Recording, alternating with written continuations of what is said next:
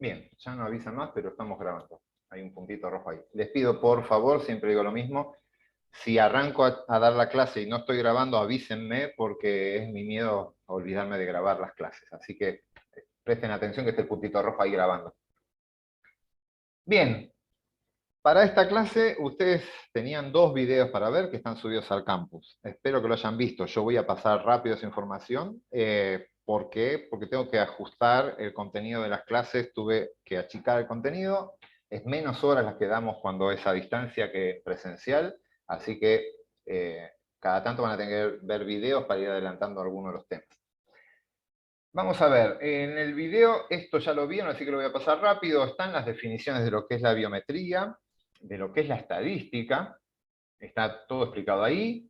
Lo expliqué cuando hablaba lento y tranquilo en esa época, que era el principio de la pandemia. Ahora ya hablo mucho más rápido, así que bueno, esos videos los pueden ver en 1,25, 1,50. Estos de ahora creo que no. Bien, todo esto son definiciones que ya la vieron ahí y ya les planteé en ese estudio, en ese video, este ejemplo que es el de la abundancia de ratas en la ciudad de Buenos Aires, ¿sí? Entonces, ahora vamos a retomar este ejemplo, pero espero que lo hayan visto porque lo vamos a retomar, no lo voy a volver a explicar. La idea es que podamos avanzar con esto. Acá me voy a detener 2 segunditos, pero fíjense, acá está explicado en el video, pero son 3 preguntas para responder. Y la idea es que estas preguntas son las que ustedes se van a hacer cuando empiecen a hacer una tesis. Ahora la tesis para ustedes es obligatoria, si ya están todos con el plan nuevo, no sé si queda alguno con el plan viejo, que era optativa, pero si es optativa yo les recomiendo que hagan una tesis. Así que es una buena... Les va a llevar más tiempo, la van a pasar peor que si hacen una materia en un cuatrimestre, van a protestar y demás, pero van a aprender muchísimo más si hacen una tesis que si repiten una materia más que ustedes van a estar aceitados, las materias las van a tener recontra aceitadas cuando lleguen a esa instancia, y la tesis los va a desestructurar, van a tener que hacer cosas que nunca hicieron y demás, pero nada, es como un camino más difícil, pero es muy, muy enriquecedor y lo que aprenden en la tesis no lo aprenden con ninguna materia, que van más allá de los contenidos teóricos, ¿no? Así que nada, los que tienen la opción, elijan hacer tesis y el resto, nada, la va a tener que hacer. Pero vamos a suponer que van a empezar una tesis y, o sea, ya tienen una pregunta biológica que quieren responder y obviamente lo primero que se van a hacer, algunas de las preguntas van a ser estas. ¿Cómo tomo los datos? ¿Cómo salgo al campo? ¿Qué hago? ¿Cómo obtengo datos? Salgo al campo, agarro individuos al azar, agarro los que tengo más cerca, agarro ¿cómo tomo mi muestra? Es una pregunta básica. Otra pregunta básica. Bueno, tomé los datos. Tengo una hoja llena de datos. ¿Qué hago con esos datos? ¿Cómo los analizo? ¿Cómo resumo la información? ¿Cómo genero un resultado? ¿Cómo saco conclusiones? ¿Sí? Otra pregunta hiper básica. ¿Cómo transformo esos números en información? ¿Y cómo con esa información respondo las preguntas que me planteé al principio?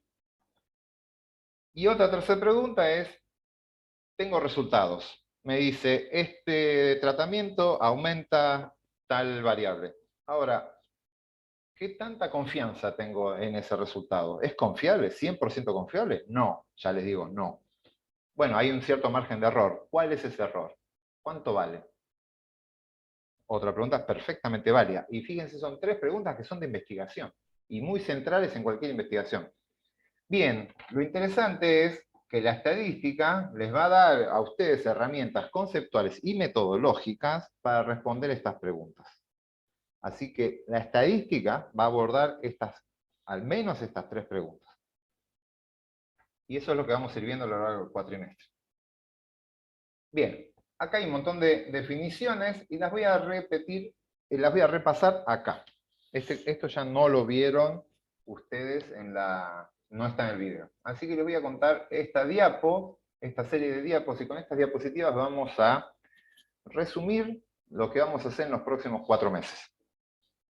Bien, como vieron en el video, cuando uno inicia una investigación, lo que tiene que definir primero es lo que vamos a llamar la unidad experimental. La unidad experimental, que es lo menos que necesito yo para tomar un dato. En breve la vamos a cambiar un poco esa definición, pero por ahora, para hacerlo más simple, vamos a decir cuál es la mínima unidad que contiene la información que a mí me interesa estudiar. Esa mínima unidad, que la llamamos unidad experimental, a veces unidad observacional, es este puntito azul que está acá. Esto es una unidad experimental. El conjunto de todas, absolutamente todas las unidades experimentales que existen, la vamos a llamar población. Como vieron en el video, la población es el conjunto de todas las unidades experimentales que contienen la información que a mí me interesa. Esa es la población, todas. Y la población va a estar definida por parámetros. Los parámetros son valores numéricos que describen a la población. Y van a ver que esos parámetros aparecen con letras griegas. Acá hay algunos: mu, sigma, beta, pi. Por ejemplo, mu, se los presento ya, lo van a ver muchas veces. Mu sería la media de la población. Es el valor promedio de la variable que estoy registrando si agarro a todos los individuos de una población. Es decir, como está explicado en el video, si hago un censo. Si hago un censo, agarro a todos los individuos de la población, no sé, estoy midiendo el nivel de colesterol en la población, tengo que agarrar a todos los individuos de la población, a cada uno registrar el colesterol, promediar todos esos datos, y ahí voy a conocer mu. Ahí voy a calcular mu.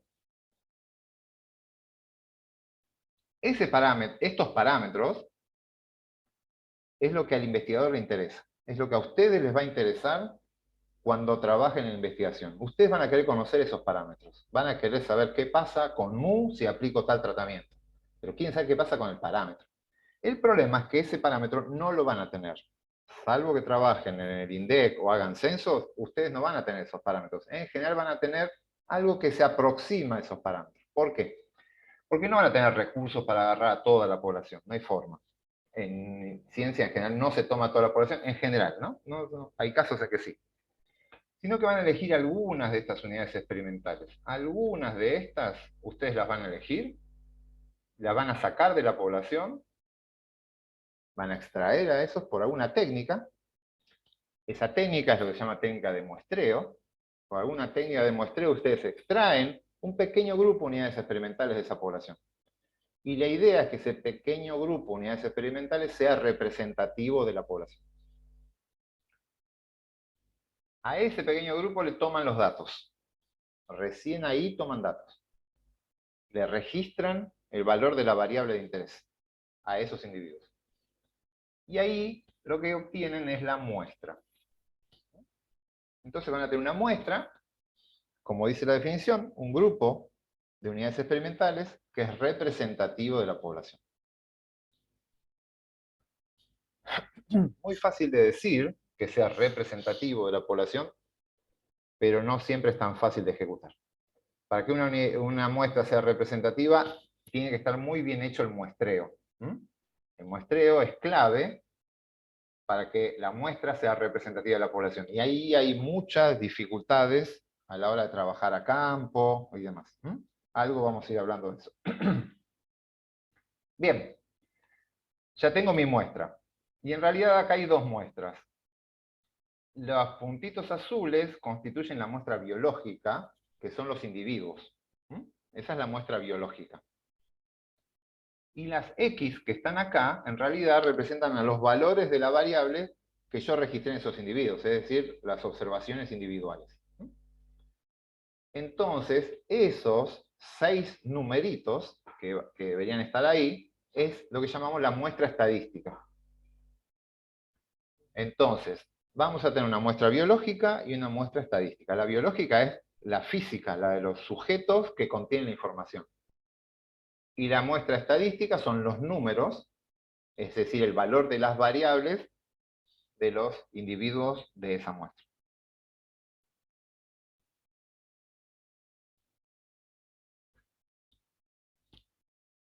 Bien, si yo quiero describir una muestra, agarro estos 6 valores, los sumo y los divido por 6, voy a obtener el promedio. Obtengo un promedio de 6 datos. Si estaba midiendo el nivel de colesterol, mido estos 6 y obtengo la media, el promedio de colesterol de esos 6 datos. Ese promedio no es mu, porque mu era la media de la población. Ese promedio va a ser la media de la muestra. Por lo tanto, me salté, voy a venir acá, ahora comento esto. Ese promedio que estoy calculando lo vamos a llamar de una forma diferente. Lo vamos a llamar X raya. Este X raya que está acá es el promedio, pero de estos 6 datos.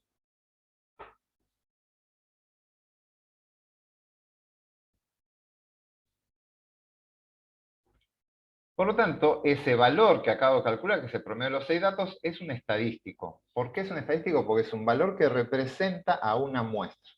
El estadístico es un valor que representa a la muestra. El parámetro representa a la población, el estadístico representa a la muestra.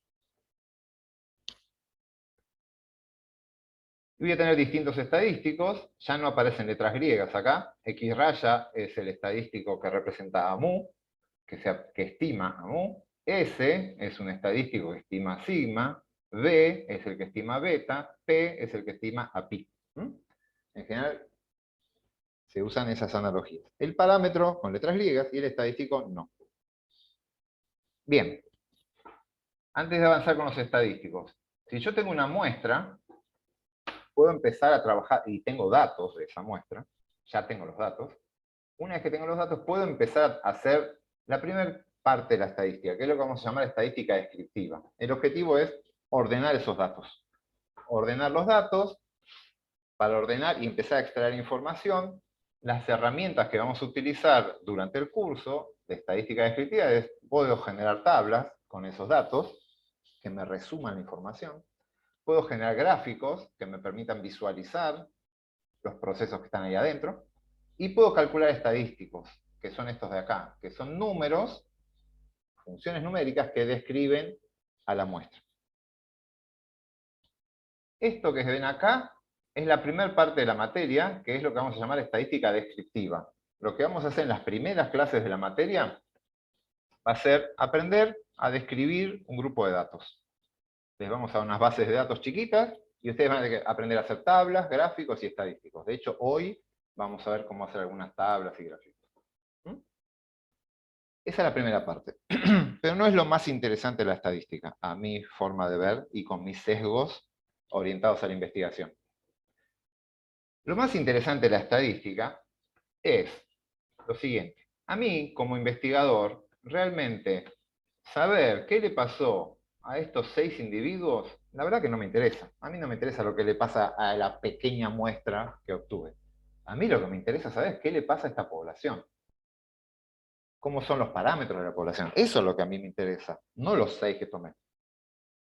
Pero bueno, lo único que tengo es esta información. Lo que me permite la estadística es, a partir de los valores de estos estadísticos, estimar, inferir los valores de los parámetros. A partir de información de una pequeña muestra, voy a inferir lo que le pasa a la población. Esa es la parte que se llama, de la estadística, se llama estadística inferencial. Vamos a hacer inferencia de lo que le pasa a la población. Esto es lo más jugoso de la estadística, lo más interesante.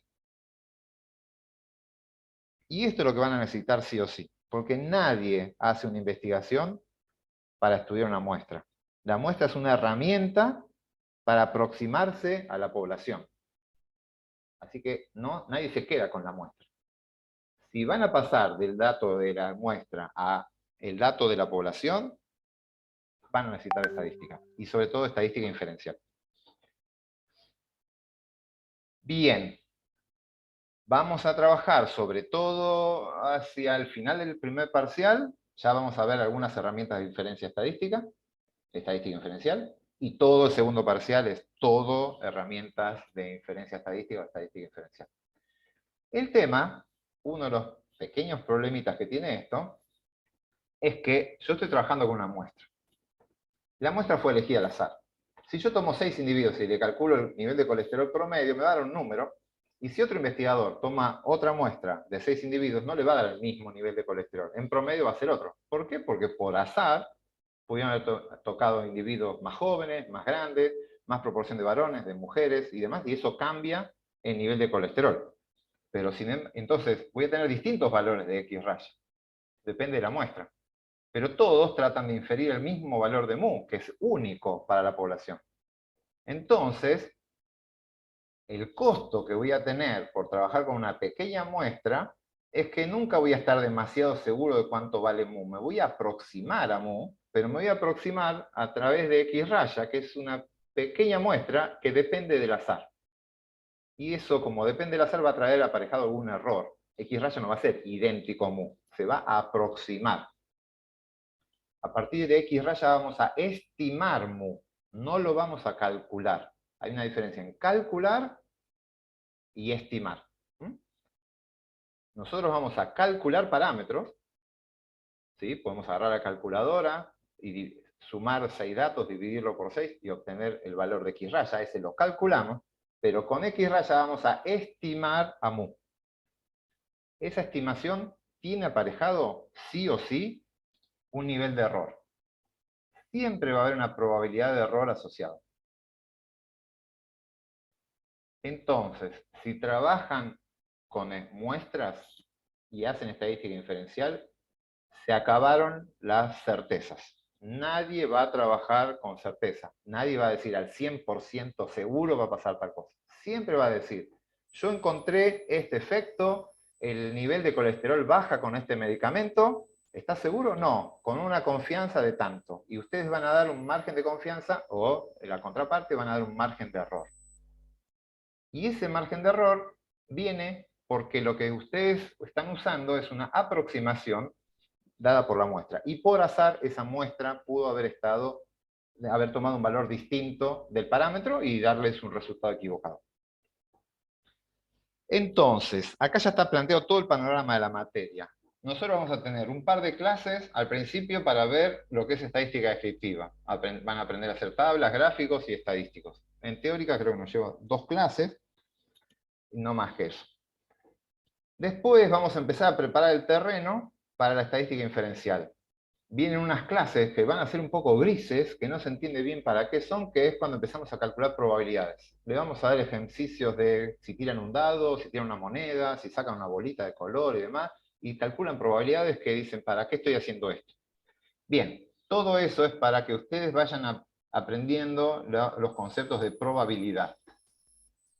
Tienen que familiarizarse con el concepto de probabilidad. De ahí van a pasar a un concepto que es de distribución de probabilidades, va a ir creciendo, creciendo, hasta que con eso van a poder calcular probabilidades de error. El objetivo final es poder entender, interpretar y calcular probabilidades de error, que es lo central en la estadística inferencial. Y así van a poder, cuando ya tengan bien claro cómo se calculan las probabilidades y todo, vamos directamente a las herramientas estadísticas. Esas herramientas les van a permitir responder preguntas biológicas directamente. Tiene una pregunta biológica, la transforman en una hipótesis estadística y la responden con una de las herramientas que vamos a ver en el curso. La idea es que al final del curso se lleven ustedes una caja de herramientas con algunas herramientas de las básicas para empezar a trabajar. A ver, si van a hacer una tesis de licenciatura, muchas veces con esa caja de herramientas que van a tener no les va a alcanzar. Van a tener algunas cosas básicas, para algunas tesis que son de diseños básicos y simples las pueden responder, pero es probable que se queden cortos. Las investigaciones que se hacen en esta facultad son bastante más complejas, los investigadores se ponen bastante creativos a la hora de hacer diseños experimentales y empiezan a hacer cosas muy extrañas, y en general con las técnicas clásicas no alcanzan. Por lo tanto, mi recomendación es, esta es una primera etapa, nosotros preparamos los cimientos y después pasan a biometría 2 y ahí van a ver una caja de herramientas mucho mayor que con eso sí o sí van a tener una buena base, no todo obviamente, pero van a tener una buena base con la tesis de licenciatura, incluso para un doctorado. Entonces, con las dos materias les brindamos nosotros un nivel de conocimiento bastante alto para una facultad, una licenciatura. La verdad que es bastante alto. Lo que vamos a ver acá en Biome 1 es bastante alto para un curso introductorio, porque vamos a ver cosas que no se ven en la mayoría de los cursos introductorios. Y con lo que ven en Biome 2, o sea, al final de la carrera, van a estar bastante bien formados, créanme, con respecto a otras facultades, van a estar bastante bien formados. Si hacen todo el combo. Así que nada, está todo vendido, ahora hay que empezar a ejecutar todo esto. Dudas, consultas, inquietudes sobre esto. Yo no estoy viendo el chat. No sé si hay consultas. No. Si alguien tiene consultas, levanta la manito, va hablando cuando yo lo llamo. Si alguien en el medio, mientras yo sigo hablando y no dejo ni un huequito, levantan la manito, yo los veo y me pueden consultar, ¿sí? ¿Alguna consulta de esto? Bien, vemos que no. Vamos a seguir avanzando entonces. Volvamos al ejemplo.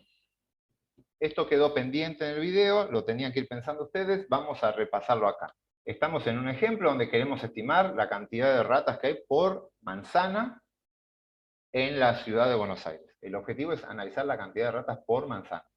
Y teníamos la ciudad de Buenos Aires, donde había 12.000 y pico de manzanas, están contadas e identificadas, y yo tengo que iniciar este estudio. ¿Cómo identificamos a todas estas condiciones de acá? ¿Quién me dice cuál sería el individuo, la unidad muestral, la unidad experimental? Como se llame, por ahora va a tener un nombre genérico, después la vamos a ir ajustando. ¿Cuál sería la unidad de estudio? La rata. La rata. Una manzana. Una Para mí una manzana. manzana también. Bien, hay distintas opciones. A ver, los que dijeron la rata, yo tengo que saber la cantidad de ratas que hay por manzana. Con una rata, ¿puedo saber cuántas ratas hay? En general no. Salvo que le pregunte a la rata y la rata responda, no voy a poder saber con una rata cuántas ratas hay en la manzana. Lo mínimo que necesito para tomar un dato, como bien dijeron en el chat o algunos que contestaron recién, es una manzana. El ejemplo no es, lo puse a propósito para que pisen el palito, porque en general uno tiende a decir la unidad más chica es la unidad experimental, pero no, es la mínima unidad que contiene la información que yo quiero. Si yo estoy trabajando a nivel de manzana, como dice acá, cantidad de ratas por manzana, lo menos que necesito es una manzana.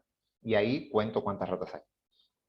Lo mismo si estoy viendo prevalencia de desnutrición por ciudad, la ciudad es la que me va a permitir saber cuál es la prevalencia, y no el niño o la persona. Perfecto, entonces, la unidad experimental o de muestreo es la manzana. ¿Qué sería la población en este estudio? ¿La Las ciudad de manzanas. Buenos Aires? Todas las manzanas, la frase que hay que decir sería todas las, y lo que pusieron en unidad experimental. Todas las manzanas, y lo que hay que acotar es, ¿del mundo? No. ¿De Argentina? No. De Buenos Aires, del lugar donde están trabajando. Y eso es importante por el alcance del trabajo que ustedes hacen. Cuando terminen este trabajo van a inferir, y tienen que inferir una población, y tienen que tener claro cuál es la población. Y en este caso, si trabajaron con manzanas de la ciudad de Buenos Aires, la población son todas las manzanas de la ciudad de Buenos Aires, las 12.200 y pico de manzanas. Bien, en este caso se sabe eso. El N mayúscula es el tamaño de la población. Estaba antes, no me acuerdo cuánto es, 12.250 manzanas. Es 55. 55, perfecto. 12.255 manzanas. Ese es el tamaño de la población. Ese número no siempre está disponible. La mayoría de las veces no. Y no importa, se puede manejar. Se lo asume como que es un valor muy alto. Se lo tiende a infinito. Ese es el tamaño de la población. No está explicado en el ejemplo, pero vamos a suponer que yo elijo 100 manzanas al azar y a esas son las que voy a medir las ratas. No voy a trabajar en todas, no voy a hacer un censo. Voy a hacer un muestreo. Por azar, voy al catastro y elijo 100 manzanas al azar. A esas voy y capturo todas las ratas que hay en la manzana. De esas tengo los datos. Entonces, ¿cuál sería la muestra? Voy a tener una muestra biológica, llamémosla. Serían, perdón, no escuché. 100 manzanas de la ciudad de Buenos Aires. Exacto. Esas 100 manzanas son la muestra. Y el tamaño de la muestra, el N minúscula, es 100. 100. Y la muestra estadística serían los valores de la variable, esos 100 valores de cantidad de ratas. Voy a tener una tabla con 100, la manzana 1 a 100, al lado va a haber una cantidad de ratas de esas 100 manzanas. Bueno, los valores de cantidad de ratas sería la muestra estadística. Y esto, que sería lo que estamos hablando ahora, ¿cuál es la variable que estoy registrando entonces? Número La de cantidad de ratas. ratas. Ratas por manzana. Exacto, número de ratas por manzana. Bien. Este mismo esquema, al principio lo van a hacer para todos los ejemplos. Al principio el ejercicio se enfoca en que hagan esto para distintos ejemplos. Pero les recomiendo que lo hagan siempre. Este esquema mental es central. Porque si no hacen esto, no están entendiendo para qué hacen la estadística. La estadística es que a partir de esta muestra, de estos 100 individuos, de estas 100 unidades experimentales, ustedes van a tratar de inferir qué le pasa a los 12.255 manzanas de toda la ciudad. A partir de una pequeña muestra de 100 manzanas, ustedes van a inferir lo que le pasa a toda la población. Entonces, nos están preguntando ahí, la muestra son 100 manzanas de la ciudad de Buenos Aires. Y a partir de esa muestra, la biológica es las 100 manzanas, y la estadística son los 100 datos que tienen esas manzanas, los 100 registros de la variable. Esa es la muestra estadística. Con esa muestra estadística ustedes van a inferir los parámetros de toda la población. ¿Se entiende la gran ventaja y el superpoder que tienen? A partir de 100 manzanas conocen lo que le pasa a 12.000. Eso es fantástico. No entiendo perdón. Sí. No entiendo la diferencia entre población y tamaño de la población. No, tamaño de la población es simplemente cuántas unidades experimentales constituyen la población. Es el número. Es el N mayúscula, es cuántos. La población es todas las manzanas de la ciudad de Buenos Aires. Y el tamaño de la población son 12.255. Está en el video eso. Y Está bien. la variable sería la cantidad de ratas en la muestra, no, la cantidad de ratas en cada manzana. La variable es número de ratas por manzana. Está puesto acá arriba en el objetivo. Del objetivo sale cantidad de ratas por manzana. Esa es la variable. En la muestra voy a tener varios registros de esa variable. 100, si sale todo bien. Bien. ¿Para qué sirve la estadística? Entonces, como ya les dije antes, ya lo adelanté, tenemos dos grandes ramas de la estadística, lo que llamamos la estadística descriptiva y la estadística inferencial. La estadística descriptiva, como su nombre lo indica, describir un conjunto de datos. Ese es el objetivo. Tengo estos datos, los describo.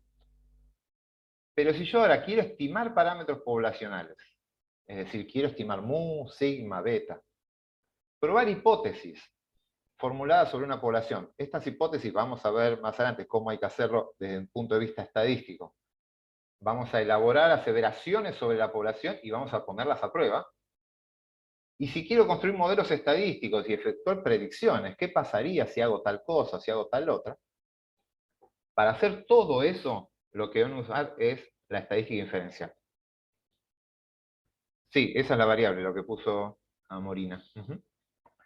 Entonces, esa es la estadística inferencial. Es lo más jugoso para un investigador. Bien. Entonces, esto ya lo estuvimos viendo. La estadística inferencial consiste en extrapolar las conclusiones extraídas de una muestra a toda una población. A partir de una pequeña muestra, extrapolo los resultados a toda una población. Acá no hay demasiado, esto ya lo estuve diciendo. En el caso... Bien. Vamos a ver esto.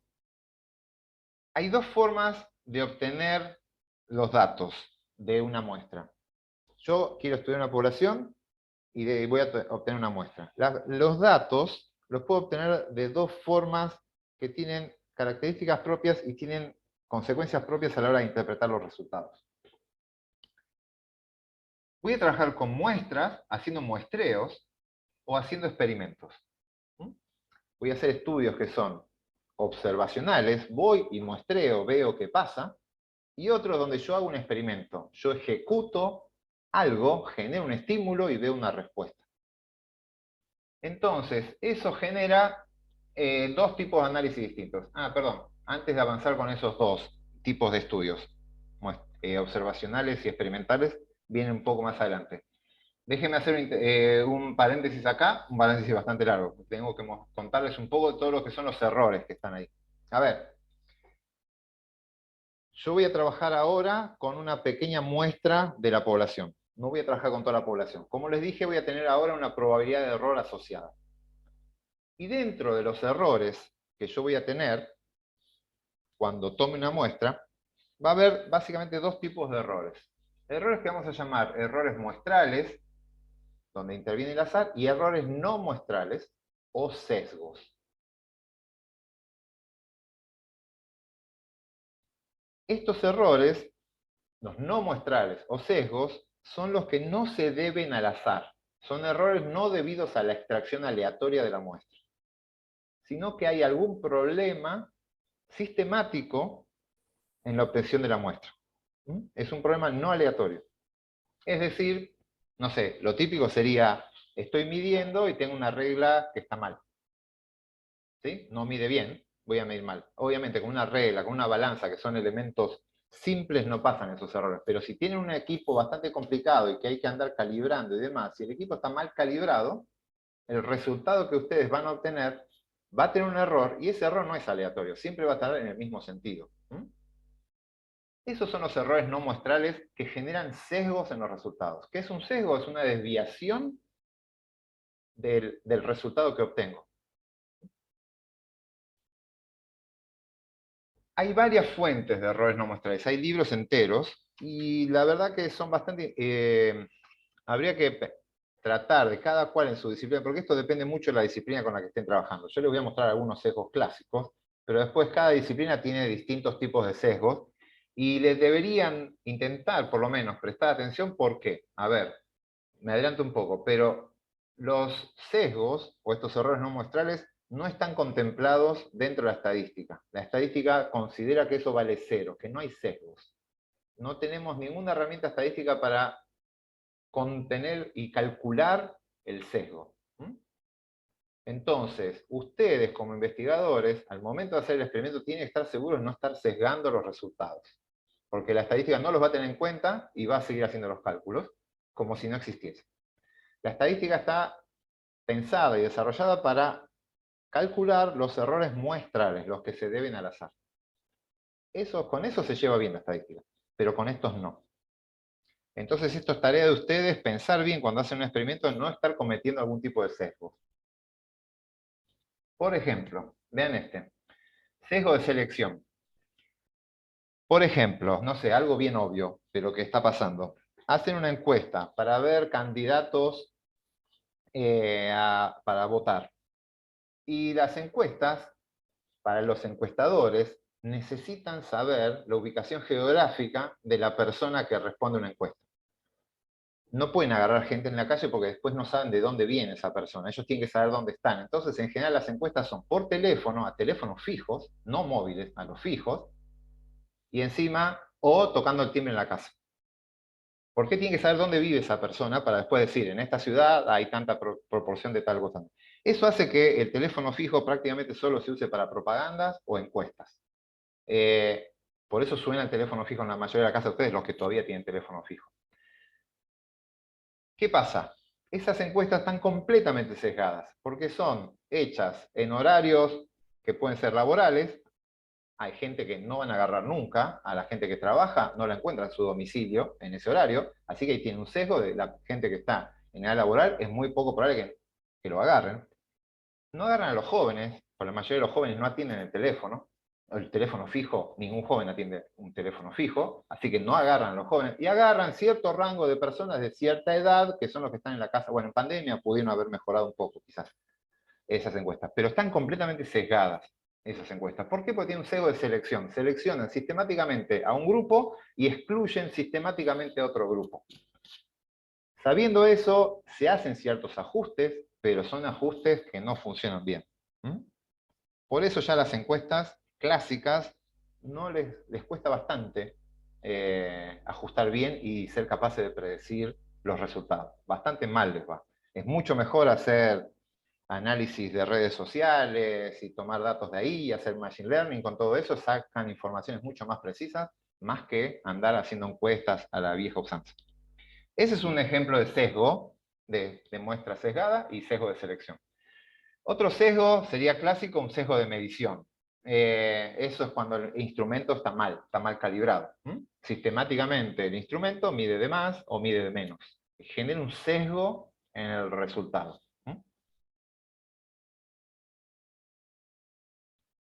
Eso es otro ejemplo clásico. Ustedes se tienen que encargar de que eso no ocurra. Después está el sesgo de no respuesta. El sesgo de no respuesta es otro que ocurre en las elecciones, que en general ahora se está polarizando bastante, ahora ya hace unos años se viene polarizando bastante las encuestas, las elecciones. Aparecen candidatos muy extremos, o son totalmente de izquierda versus totalmente de derecha, con personajes bastante extremos que van apareciendo ahí. En mi opinión, fuera de lo estadística, hay una cuestión de que la grieta es muy funcional a las redes sociales, porque la indignación que generan las grietas es muy atractiva para el cerebro humano. El cerebro humano responde mucho a la indignación. Si yo estoy indignado, estoy con ganas de hacer cosas, y una de las cosas que hago, me meto en Twitter y opino, me meto en esto y opino, y me meto en las redes sociales cuando estoy indignado. En cambio, cuando estoy bien, estoy feliz, no me meto en una red social. Entonces las redes sociales explotan eso. Con distintas técnicas, el algoritmo que genera promueve, lo único que quiere es que ustedes estén metidos ahí adentro. Y una de las formas de meterlos a ustedes ahí adentro es indignándolos. Entonces les muestra todas cosas que los indignan y ustedes se quedan más tiempo indignados. Entonces, la indignación hace que ustedes estén ahí y la grieta es algo genial para indignarse. Entonces, promover grietas es algo genial. Y así están apareciendo mayores diferencias entre los partidos políticos, son todos más extremos, y nada, siempre aparece un candidato más potable y otro que es más rarito, más difícil de que alguien diga, sí, yo lo voy a votar, que esté más contento diciéndolo, ¿sí? Entonces, lo que suele pasar es que si yo hago una encuesta personal, estoy con una persona ahí y le pregunto, lo más probable es que la persona que vote al candidato raro, el extraño, el atípico, no responda. Diga, no sé, no decidí. Y el que vota al candidato del establishment, el clásico, el que es fácil de votar, sí, que conteste. Entonces te contesta un grupo de personas y otro no. Entonces sistemáticamente hay un grupo que no responde. Y el resultado final es que está subestimado un candidato y sobreestimado otro. La muestra está sesgada. Esto en sociales es muy común, pero en biología también puede pasar, que hay ciertos grupos que ustedes no van a conseguir información de ciertos individuos consiguen información y de ciertos individuos no, y si esos individuos de los cuales no consiguieron información son un grupo particular, ese grupo va a estar subestimado dentro de la muestra. Por último, dentro de una larga lista que hay de sesgos, el sesgo de supervivencia. Un sesgo bastante importante que en biología ocurre y hay que prestarle atención. A ver, un ejemplo que circuló por las redes hace un tiempo es este. No sé si ya lo vieron. Este avión que está acá cuenta una leyenda que en la época de la Segunda Guerra Mundial los aviones iban y bombardeaban objetivos militares o ciudades y demás. Directamente pasaban y bombardeaban, y había artillería antiaérea que trataba de derribarlos para que no bombardeen esos lugares.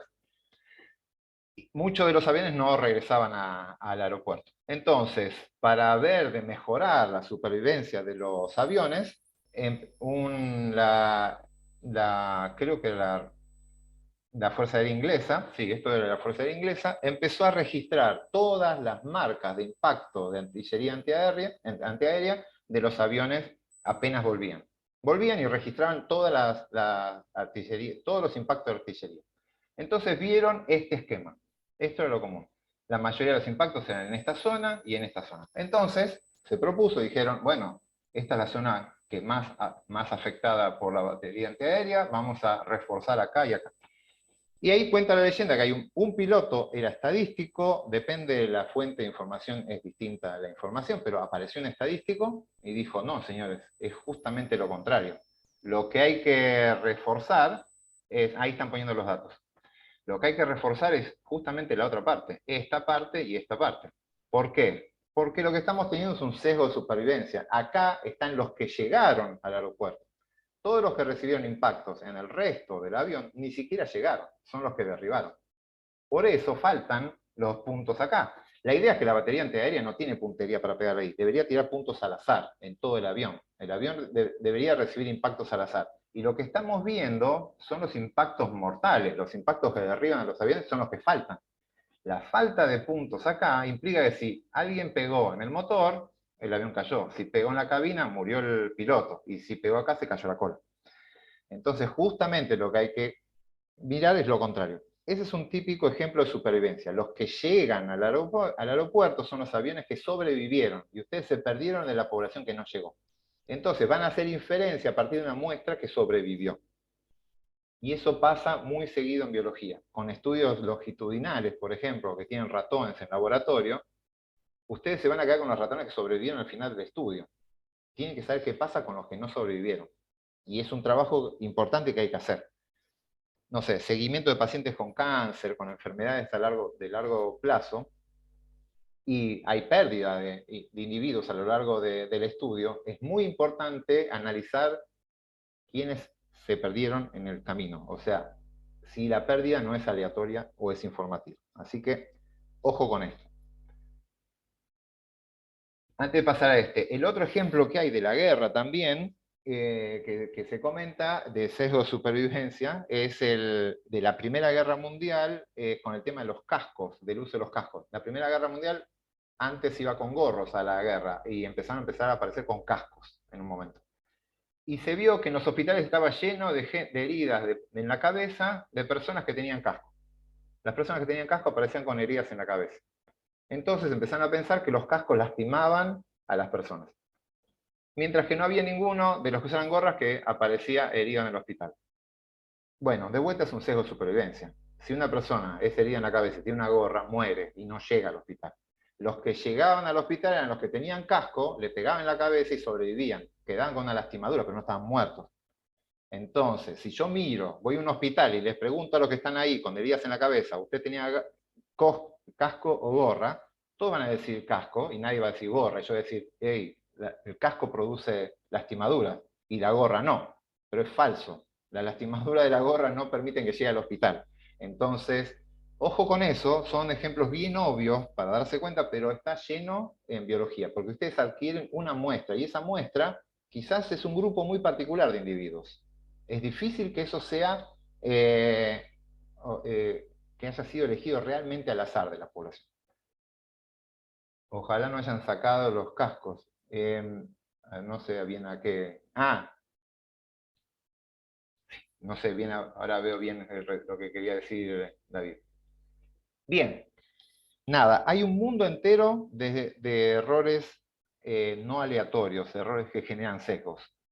El problema es que con la estadística no vamos a trabajar con esos. Nosotros, los que estén interesados, hay bibliografía para leer sobre esto, pero no nos vamos a poder meter con eso porque no hay muchas soluciones estadísticas. Hay cuestiones particulares de cómo compensar uno y demás, pero la estadística en general se encarga de estos que están acá, que son los errores muestrales. ¿Qué pasa si tomo una muestra y por azar agarro individuos que son más chicos, o individuos que son más grandes, o individuos que son de un sexo o de otro sexo?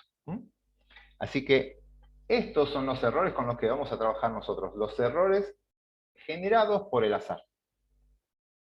Entonces, yo tengo una población, si de esa población saco 5 muestras y calculo los 5 estadísticos, uno para cada muestra, los valores me van a dar completamente distintos. Los estadísticos nunca van a ser iguales, porque dependen de la muestra que tomé. Y por azar va a haber estadísticos más grandes, porque tomé individuos más grandes, o estadísticos más chicos, porque tomé individuos más chicos. Y eso está bien que ocurra. Y la estadística tiene herramientas para cuantificar ese error. Eso está previsto. Y está bien que pase. Y hay varias cosas que sabemos. Estos errores, los no muestrales, a diferencia de los no muestrales, estos errores de muestreo, sabemos que a medida que aumenta el tamaño de la muestra, ese error disminuye. A medida que aumenta el tamaño de la muestra, el estadístico cada vez se va a parecer más al parámetro poblacional. Eso se sabe. Si no hay sesgos, eso va a ocurrir. Y de vuelta, si la muestra está diseñada en forma probabilística, es decir, intervino el azar, puedo llegar a medir la magnitud de ese error. Puedo controlar el error y saber cuánto vale. Y eso es lo que vamos a aprender a hacer durante el cuatrimestre. Así que nosotros vamos a trabajar con estos errores, los otros no. ¿Dudas, consultas hasta acá? ¿Vamos bien? Por ahora sí. Entonces, ya decidimos que vamos a trabajar solo con los errores aleatorios. Ahora vamos a ver cómo tomo muestras. ¿Cómo elijo individuos de una población? Bien, de esto hay millones de cosas escritas y es muy dependiente del modelo biológico con el cual van a trabajar. Así que no vamos a dedicarle tampoco mucho, en un curso introductorio no le dedicamos tanto, pero vamos a decir algunas cuestiones básicas. Lo ideal es trabajar con muestreos que se llaman probabilísticos. De hecho, nosotros vamos a asumir que van a trabajar siempre con estos muestreos, en donde interviene el azar. En algún punto intervino el azar, aparece el dado ahí, intervino el azar en el momento de obtener la muestra. ¿Por qué interviene el azar? Porque el azar es la forma de asegurarnos la representatividad de la muestra, que la muestra sea representativa de la población. Tomar individuos al azar me asegura que sea representativa de la población. Y eso es lo que vamos a usar para hacer inferencia estadística. Sin embargo, no son los únicos tipos de muestreos que hay. Hay otros muestreos que se llaman muestreos no probabilísticos, que son, por ejemplo, el muestreo de voluntarios o el muestreo por conveniencia. Muestreo por voluntarios es cuando ponen un cartel, ahora que vuelvan a la facultad van a volver a aparecer los carteles, van a ver que hay carteles al lado del ascensor y demás. Busco personas que quieran participar en una experiencia de memoria y de tal. Entonces necesitan gente que vaya a un lugar a hacerse unos test, unas pruebas, nada, ponen carteles y las personas van y demás. El tema es que eso no es un muestreo aleatorio. La gente no elige ir por azar. La gente que está interesada en ese tema en particular va a ir porque le interesan los muestreos, o le interesa el tema de memoria, o tiene mucha memoria y quiere ir a probarlo. Entonces no van a elegir personas al azar con eso. Van a elegir un grupo particular. Es el grupo de los interesados en asistir ahí. Y van a dejar afuera a la gente que no les interesa ese tema. Y quizás eso sea informativo y quizás no. Pero hay que saber que eso ocurre. Y el otro es el muestreo por conveniencia. A veces se hace en cuestiones de marketing que tienen que testear productos, llaman gente en la calle y le dice, vení, testeame estos productos y a cambio te pago tanto o se llevan tal premio. Se paga el servicio. De vuelta, eso no es un muestreo aleatorio, porque la gente que necesita plata va a ir más fácilmente esos que la gente que no necesita plata, la gente que tiene tiempo tiene más chance de ir, que la que no tiene tiempo no, y quizás eso genere sesgos en la población. En esos no interviene el azar y es difícil extrapolar los resultados. Bien, de vuelta nos vamos a enfocar en los primeros.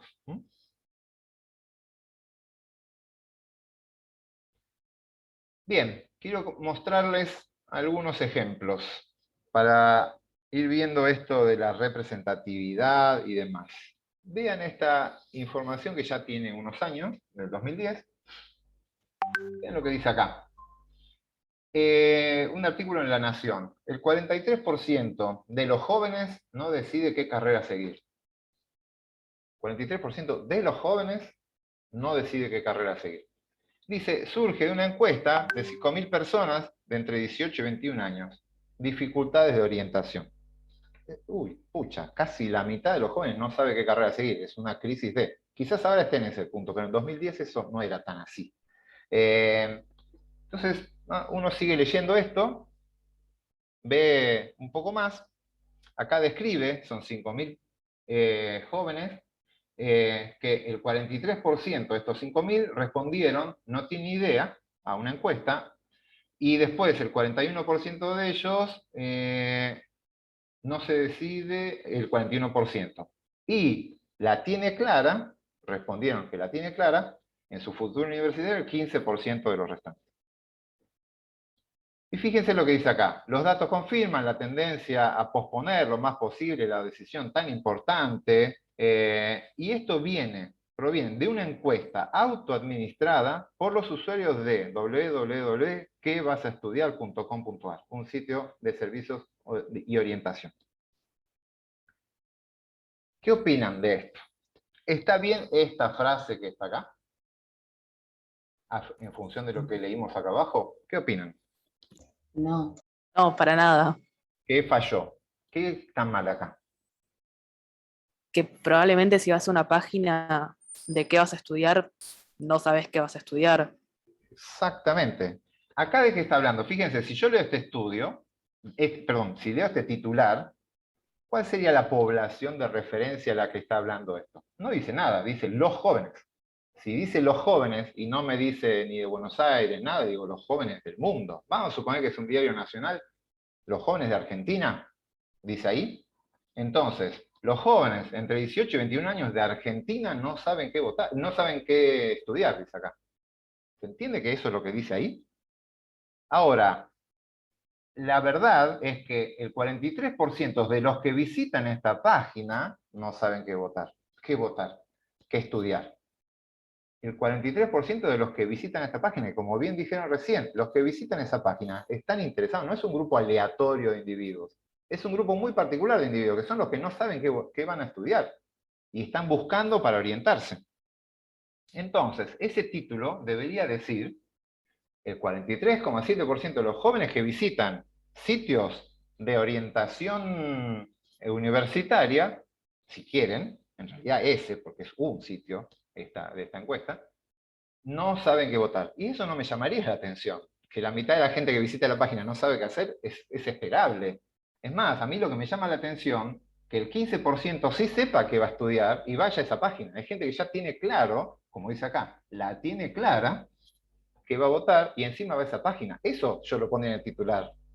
O sea, pero eso que está puesto ahí es totalmente falso. No está representando la realidad. Hay un problema de representatividad. Están sacando conclusiones sobre una población sobre la cual no tienen información.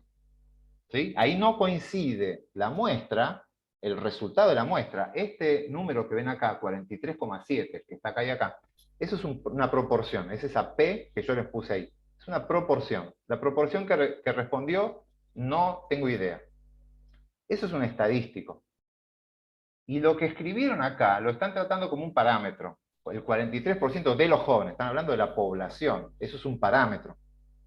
O sea, están haciendo inferencia estadística sin ninguna herramienta de inferencia estadística y encima con un sesgo de representatividad. No coincide la muestra que tienen con la población que están haciendo referencia.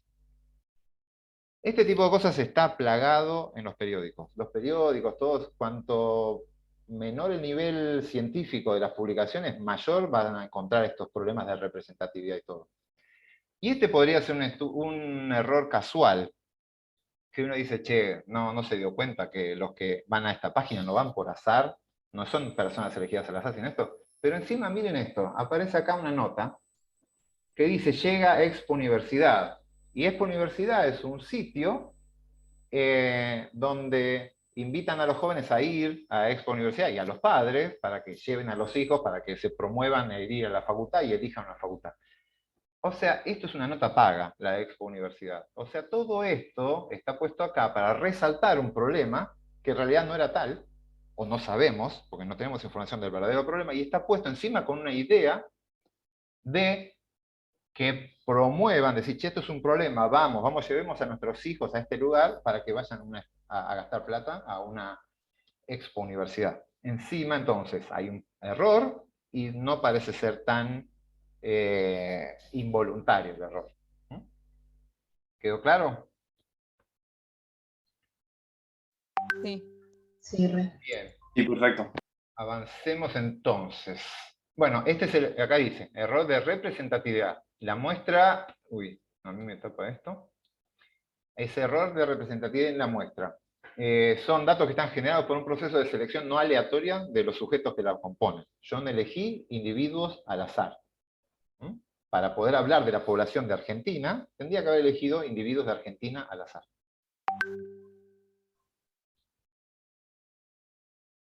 ¿Qué más?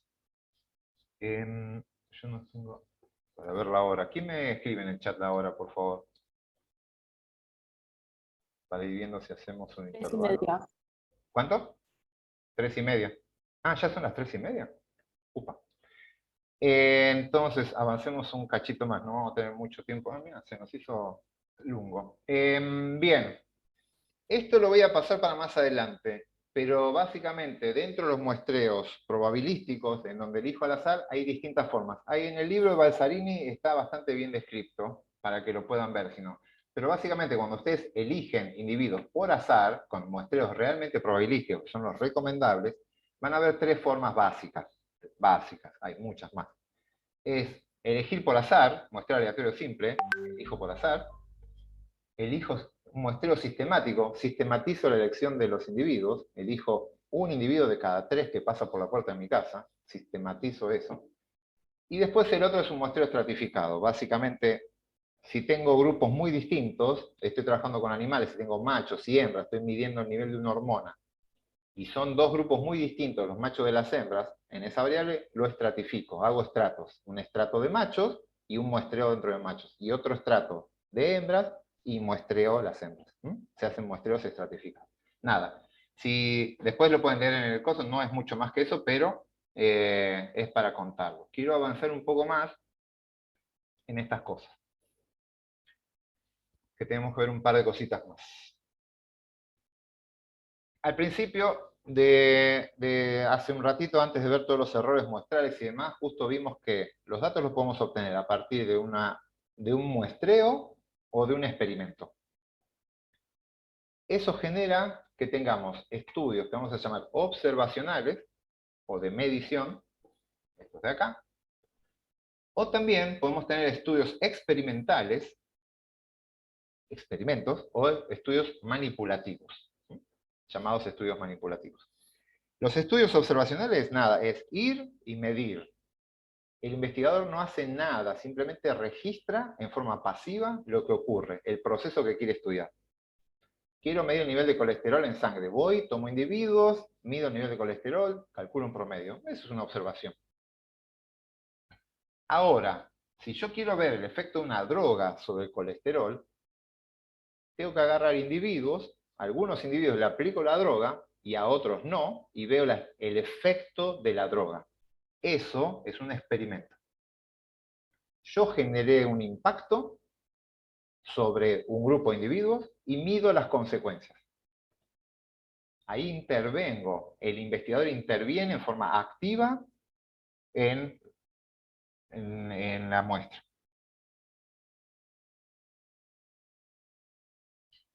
Así que asignamos tratamientos ahí. Y medimos respuestas.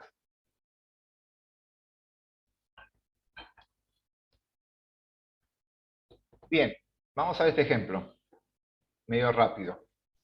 Estos son ratones cavadores, los tuco-tuco. Son unos ratones cavadores que en el desierto de San Juan están. Esto viene de un congreso que yo vi y dije, esto lo tengo que dar en la clase porque se puede llevar a malas interpretaciones. Están estudiando el efecto que tienen estos roedores en el desierto sanjuanino sobre una especie arbustiva. Entonces, se cree que puede alterar las raíces y puede afectar a ese arbusto. Entonces, van a distintas zonas, al azar, 20 parcelas, van a San Juan, hay una zona donde hay tuco-tuco y otra zona donde no está el tuco-tuco. Tengo zonas con tuco-tuco y sin tuco-tuco. Tiro parcelas al azar en ambas zonas y registro la cobertura de esa especie. Cobertura es superficie de suelo donde está ese arbusto. Y lo que ven es, en la zona que tiene tuco-tuco, la cobertura es del 7%. Este es un desvío estándar, después vamos a ver qué significa eso. Pero básicamente el 7% del suelo está cubierto por ese arbusto. Y en la zona que no está tuco-tuco, la cobertura es del 12%. La conclusión del estudio hace una prueba estadística, calculan este P, ya van a aprender a hacerlo, y dicen, eso les dio significativo, rechazaron la hipótesis con lo que estaban trabajando, hicieron las cuentas, la probabilidad, la calcularon, todo bien los cálculos, y la conclusión es, los tuco-tuco reducen en forma significativa la cobertura media de arbustos. ¿Estamos de acuerdo? No hay ningún error en la parte estadística, está todo bien. ¿Quién me dice si le ve algún problema a esto? ¿Está todo bien? Tal vez los tuco-tuco, Claro. perdón, Puede no gustarle cuando está muy cubierto. No, capaz hay otra variable que está actuando. Claro, eso ¿No? quizás hay otra cosa. Y Exactamente. la so- Vamos por ese lado. Hay otra variable que puede estar influenciando. Yo no, fíjense, esto es un estudio experimental o observacional, es lo que acaba de hacer el investigador. ¿Es un experimento o es un estudio observacional? observacional. Es observacional. Fui al campo y medí. Yo no toqué nada. Fui y medí. Es un estudio observacional. Puede ser que el tuco-tuco vaya a la zona más donde el suelo es más arenoso para poder, o sea, donde el suelo es muy arenoso no puede hacer la cueva porque se le derrumba. Entonces, en la zona donde hay tuco-tuco, el suelo es más firme, y en la zona donde no hay tuco-tuco, el suelo es más blando, simplemente por la arena. Y los arbustos andan mejor donde hay arena. Entonces, en la zona donde hay arena hay más arbustos, que justo es en donde no están los tuco-tucos. Pero la variable que importa es la arena, la textura del suelo, y no el tuco-tuco. Entonces, decir que el tuco-tuco reduce al arbusto es establecer una relación causa-efecto en un estudio que es observacional. Y eso no se puede hacer. En el estudio observacional no podemos establecer causa-efecto porque puede haber una tercera, cuarta, quinta variable que está afectando los resultados. Entonces tengan mucho cuidado porque es bastante común, y lo veo bastante seguido, que hacen estudios observacionales y el título de la tesis es el efecto de, y ahí ven algo, y después hacen un estudio observacional. Así que lo que tendría que haber concluido en este trabajo es decir, en las zonas donde hay tuco-tuco, además hay más cobertura, y en la zona donde no hay tuco-tuco hay baja. Ahora, si fue tuco-tuco o no, no lo sé. La conclusión es que hay una asociación entre esas dos cosas, pero no una relación causa-efecto. Entonces, bueno, este ejemplo está ahí también como una relación causal. Hay una relación entre la gente que es religiosa y la supervivencia. Entonces el chiste es que ahora practico un montón de religiones para asegurarme que voy a sobrevivir más tiempo. Pero bueno, de vuelta es un chiste con la relación causa-efecto. No vamos a dedicarnos a esa parte. Quiero que vean esto. Entonces, si es un estudio observacional, no establecemos relación causa-efecto. Una asociación no implica causalidad. La existencia de asociación no constituye una evidencia suficiente para concluir que los cambios en la variable, presencia de tuco-tuco, causen un efecto sobre la cobertura de arbustos. Si yo quiero establecer el efecto del tuco-tuco, lo que tendría que haber hecho es un experimento. ¿Y cómo sería un experimento? Nada, tengo zonas donde hay tuco-tuco y remuevo por azar, a esta zona remuevo los tuco-tuco, y en esta zona donde no había tuco-tuco, pongo tuco-tuco. Si con eso genero un cambio, ahí sí va a ser la remoción de tuco-tuco genera tal cosa, o el agregado de tuco-tuco genera tal cosa. Pero eso es un experimento. Yo tengo que ir, generar un efecto, y veo las consecuencias de eso. Esos son los experimentos. En un experimento vamos a manipular 2 o más grupos de individuos, en donde lo único que va a cambiar en esos grupos de individuos es el factor que yo estoy estudiando. Los grupos tienen que ser homogéneos y yo cambio algo, una sola cosa. Entonces, si fueran 2 grupos solos, voy a tener un grupo experimental al que le aplico el tratamiento, y voy a tener un grupo control o un grupo testigo donde no le aplico el tratamiento. Y después puedo comparar esos grupos. Si los tratamientos fueron asignados al azar, es decir, tengo todos individuos iguales, y a algunos le aplico tratamiento y otros no, y ahí veo y genero diferencias, ahí sí digo, es el efecto del tratamiento.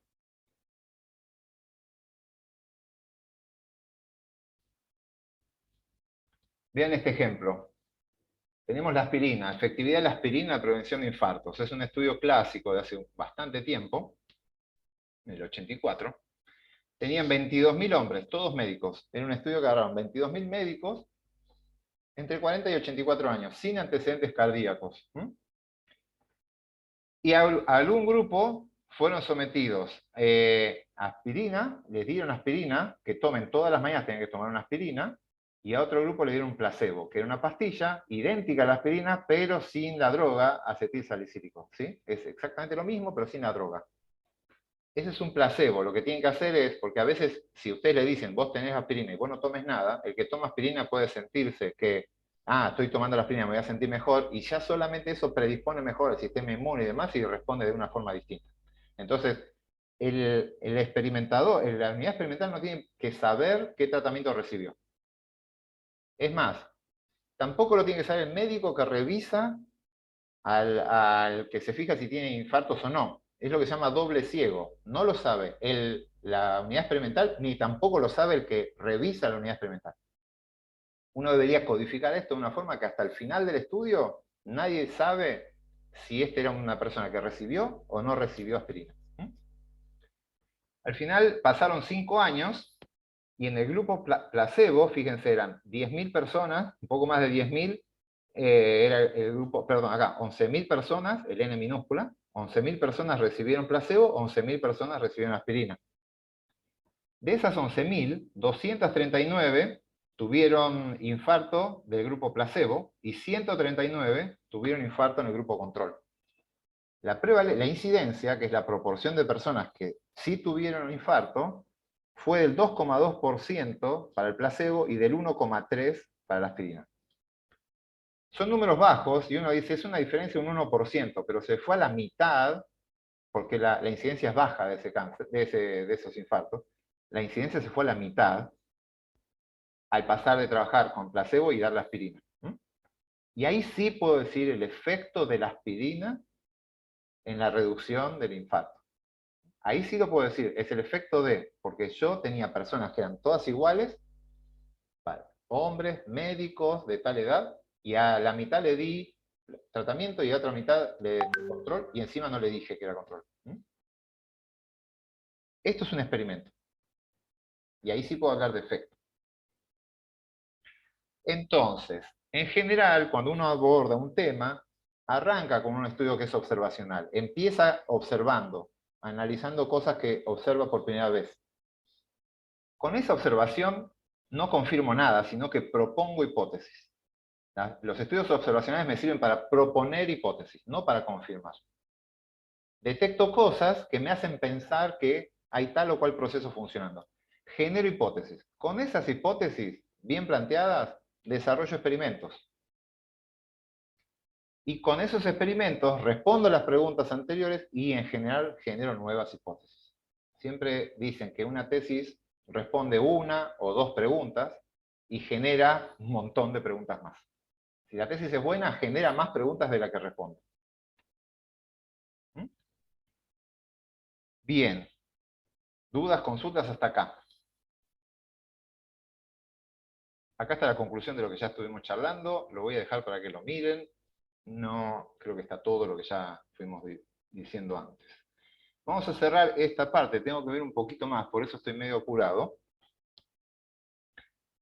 Estos dos estudios también salieron hace bastante tiempo, uno en La Nación y otro en Clarín, en el 2009. Pero vean estos títulos. El título de La Nación: el vino tinto excita a las mujeres. El título de Clarín: el vino tinto, el vino enciende el erotismo. Viendo esos títulos, la relación de causalidad o asociación, lo que esté mostrando ahí, ¿qué creen que debería haber en el texto? ¿Un estudio experimental o un estudio observacional? Con esos títulos así como están. El vino tinto enciende. Observacional. Experimental. Uy, escuché de todo. Experimental. Experimental. Exacto. Para ese título debería estar acompañado de un estudio experimental, porque dice, el vino tinto excita a las mujeres, o el vino tinto enciende a las mujeres. Yo debería tener mujeres y algún grupo todas elegidas al azar, y algún grupo por azar le doy vino tinto, y por azar no le doy vino tinto, y mido de alguna forma el nivel de erotismo, de excitación o algo así. Uno esperaría eso. Bien, vamos a ver qué es lo que se encontró. Acá está lo que dice antes. Volviendo al estudio de los Thanos, ya vemos cómo el nivel de la publicación, volviendo al estudio de los Thanos, porque es de una publicación de unos italianos que trabajan en estos temas, publicado en el Journal of Sexual Medicine, revista de medicina sexual, agrega que, aunque la muestra fue pequeña, hay una relación potencial entre la ingesta de vino tinto y la mejor sexualidad. Ahí están citando exactamente lo que dice el paper. El paper habla de efecto de, fíjense cómo dice acá, una relación potencial entre la ingesta y la sexualidad. Ahí no hay efecto de. Ahí suena más, ya vamos viendo que el estudio en realidad no era observación experimental, sino que era observacional. Hablan de una ¿Cómo? Sí, que era observacional. Claro, ahí cuando citan textual a la revista, la cita sí está bien lo que dice ahí. Ahí es una relación potencial. Seguramente es un estudio observacional y vieron cuánto toman unas mujeres y cuánto toman otras y qué vida sexual tiene una y qué vida sexual tiene la otra. Pero ahí no habla de causalidad. Y dice, las encuestadas fueron clasificadas en 3 grupos, clasificadas, no asignadas a. ¿Se entiende la diferencia? Clasificadas en 3 grupos, según el consumo diario habitual. Las que tomaban entre 1 y 2 copas, las que bebían menos de 1 copa diaria y las abstemias. Esos no son tratamientos generados por el investigador. Esos tratamientos ya venían con las unidades experimentales. Por lo tanto, eso es un estudio observacional, no es experimental. Las que tomaban más de 2 copas fueron excluidas por posibles borrachas, bueno, un comentario desafortunado. El resto respondió 19 preguntas orientadas a medir su índice de funciones sexuales. ¿Sí? Hicieron una encuesta y con esa encuesta generaron un índice. Un sistema usado en esta clase de investigaciones científicas. Según las respuestas, el grupo más excitado, esta es otra frase desafortunada puesta por el periodista, no por la publicación, y dispuesto fueron las mujeres que tomaban entre 1 y 2 copas. Bueno, básicamente, las clasificaron a las personas en función del consumo y generaron un índice de tal. Y después asociaron esas dos cosas. Vieron que hay una asociación entre esas dos. Pero eso es una asociación. No es una relación causa-efecto. Por lo tanto, estas frases de vuelta están mal. No tendrían que haber dicho el vino tinto excita a las mujeres. Simplemente las que toman más vino tinto tienen una vida sexual más fuerte. Ahora, ¿es por el vino tinto? Y quizás no, tienen otra... Decidieron vivir la vida de una forma donde va asociado el decidir tomar más vino con tener mejor índice de funcionalidad sexual y tener otra. Y otra gente tiene una vida que decidió que fuera de otra forma y decidió tomar menos vino y eso está asociado también a tener menor índice de funciones sexuales. Quizás son decisiones personales, quizás son otras cosas. No hay forma de saber que fue el vino tinto la causa de esas diferencias. No hay manera con este estudio. Entonces, es fácil de encontrar esto. Si miran las publicaciones de periodistas, sobre todo cuando hacen los comentarios sobre partes científicas, van a ver estudios científicos que después los interpretan como quieren los periodistas, como quieren, y sacan unas conclusiones totalmente distorsionadas. ¿Por qué? Porque confunden experimentos con estudios observacionales, porque confunden la representatividad de la muestra, porque está lleno. Así que si hacen ese ejercicio van a encontrar de estos. Bien. ¿Qué hora es? ¿Quién me escribe ahora? ¿En qué hora estamos? 4 menos cuarto. 4 menos cuarto. Bien, entonces, salteamos el intervalo, lamento, pero vamos a avanzar estos 15 minutitos con lo que nos queda ver de la clase de hoy. Bien, para acá tenían un segundo video para ver. ¿Esto estaba en el video? A ver, alguien que me diga. ¿Hablaba de No, no esta- estaba. No. Bien, lo que viene después. Vamos a entrar en esta parte. Esto es la segunda clase tengo que apretar 3 clases en 2. Por eso vamos a ver esto que es de la segunda clase. Por eso tiene una segunda tanda de videos, el segundo video para ver. Así que tenemos que adelantar este tema porque lo necesitan para el TP. Vamos a empezar de lleno con estadística y estadística descriptiva. Vamos a empezar estadística descriptiva. Y dentro de estadística descriptiva teníamos tablas, gráficos y cálculos estadísticos. Ahora vamos a ver tablas y gráficos, lo que lleguemos a ver, y la próxima clase cálculos estadísticos. Así que vamos a empezar con tablas y gráficos. Antes de empezar, quiero separar estos dos conceptos, que son el de exactitud y el de precisión, porque es algo que estuvimos charlando, algo que se relaciona con lo que estuvimos charlando recién. Exactitud habla, esto es fácil hacer la analogía, como creo que en física lo habíamos visto también, esto se ve en varias prácticas, ¿sí? Exactitud es la capacidad de que un experimento repita, que el resultado del experimento sea lo más cercano al valor real. Un experimento es exacto cuando su resultado se aproxima al verdadero valor. En cambio, un experimento es preciso cuando siempre da el mismo resultado. Yo lo que quiero es que el experimento sea preciso y exacto, las dos cosas. ¿Qué quiere decir eso? Preciso y exacto es que siempre da el valor verdadero y siempre el mismo. O sea, siempre da el mismo valor y ese valor es el verdadero. Por ejemplo, acá, la idea es, este es un blanco y hay una persona que está disparando el blanco. La idea es que la persona está apuntando al puntito este del centro. Sin embargo, esa persona da todos sus disparos acá. Esa persona decimos que es bastante precisa, porque siempre da los valores muy cercanos, pero es poco exacta, porque los valores se alejan del centro, que es el valor donde está apuntando. Este es un ejemplo que es muy preciso, pero poco exacto. El de al lado, el segundo, no es preciso. Cada vez que tira le pega en un lugar distinto. Pero fíjense que si yo promedio todos estos puntos, el promedio me queda del centro. Así que en definitiva es exacto. Porque siempre tiene errores aleatorios, pero del verdadero valor. Por lo tanto, el promedio me va a dar el valor del blanco. Así que es una persona que es poco precisa, pero bastante exacta. Y abajo tenemos la persona ideal, el tirador ideal. Es bastante preciso, todos los valores se cerca y encima el promedio de esos valores cae en el blanco. Eso es lo que todos queremos. Y lo que menos querríamos, en realidad, lo que no queremos es ninguna de estas dos situaciones, donde el resultado es poco exacto y encima bastante poco preciso, bastante variable y lejos del blanco. Entonces, cuando nosotros hacemos una medición, esto no existe el blanco. Uno no sabe el verdadero valor del parámetro. Uno tiene una muestra y no sabe esa muestra qué tan representativa es de la población. Como toda muestra tiene sesgos y errores aleatorios, los sesgos lo que hacen es arruinar la exactitud.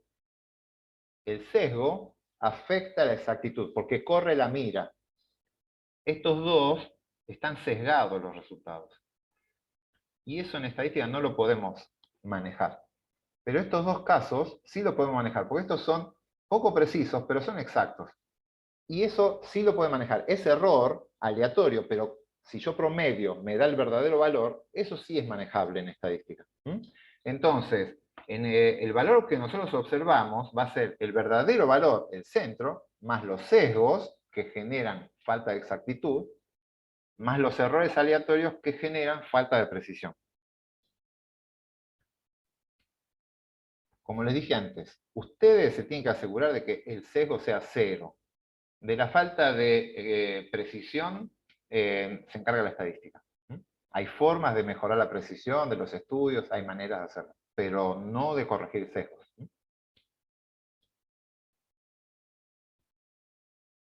Bien, esto sí está en el estudio, en el video, donde vieron los tipos de variables que hay variables de tipo cualitativa, variables de tipo cuantitativas o numéricas, ¿sí? Eso está, el que no lo vio, lo ve tranquilo, pero ahora los vamos a usar para calcular las tablas y los gráficos. Tenemos que identificar, cada vez que tenemos una variable, identificarla, definir la variable, es decir, X es el color del pelo del animal.